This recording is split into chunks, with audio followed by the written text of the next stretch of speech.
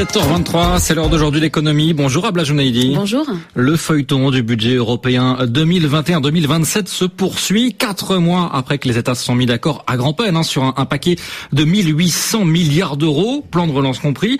Le Parlement, hier, a obtenu que 16 milliards de plus soient alloués à la santé, l'éducation et à la sécurité.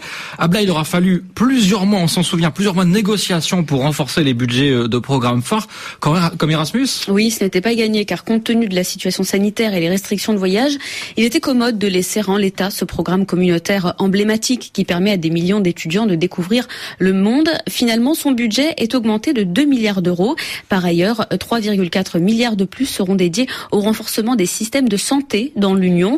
La sécurité aux frontières et l'aide humanitaire voient aussi leur budget renforcé, Nathanaël. Alors on se souvient qu'au mois de juillet, les États s'étaient déchirés pour boucler un projet de budget. Comment bloquer 16 milliards d'euros en plus? Alors le Parlement négocie cela avec la présidence du Conseil depuis le mois d'août, car les eurodéputés n'étaient pas satisfaits de l'ampleur du budget pluriannuel. Ils ont mis toute la pression possible. On rappelle qu'ils doivent voter ce budget pour qu'il soit mis en œuvre. Le Parlement a donc, en principe, car ce n'est jamais arrivé, la possibilité de le bloquer.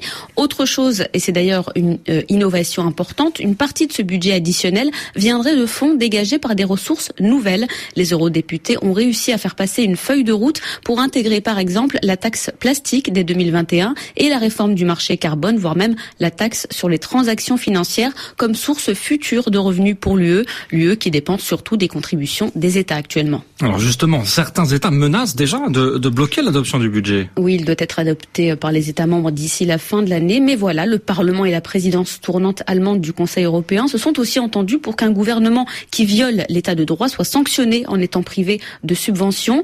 Les présidents polonais et hongrois qui se sont sentis à juste titre visés par la mesure menacent de faire obstruction. Du côté des eurodéputés, on en doute car tout le monde a intérêt à voir les fonds du plan de relance débloqués au plus vite dans le contexte de crise sanitaire et économique qui s'aggrave, y compris la Pologne et la Hongrie. Cette dernière doit rentrer en confinement partiel dès aujourd'hui.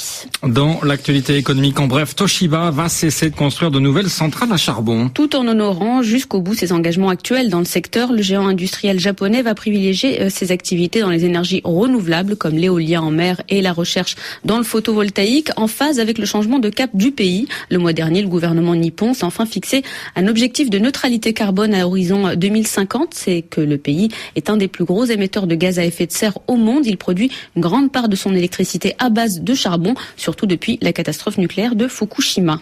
Alors, que valent vraiment ces promesses des grands groupes? C'est la question que s'est posée le réseau d'ONG Fund Our Future. Oui, pas grand-chose. Sinon, on prend le cas de plusieurs grandes banques comme l'a fait l'ONG en compilant leurs chiffres pour cette année. La banque britannique Barclays a augmenté en 2020 ses financements en direction du secteur des énergies fossiles. 24,58 milliards de dollars versés aux entreprises des secteurs du charbon, du gaz et du pétrole entre janvier et septembre. C'est plus que l'an dernier, alors que le groupe, sous la pression de certains de ses actionnaires, s'est engagé à la neutralité carbone d'ici 2050.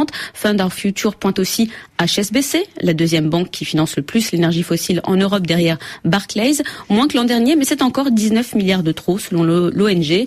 Or, les engagements des banques ne valent que si cela a un impact rapide sur le financement de l'industrie fossile, souligne l'ONG Bank Track citée dans l'enquête. Merci beaucoup Abla Jounaidi, direction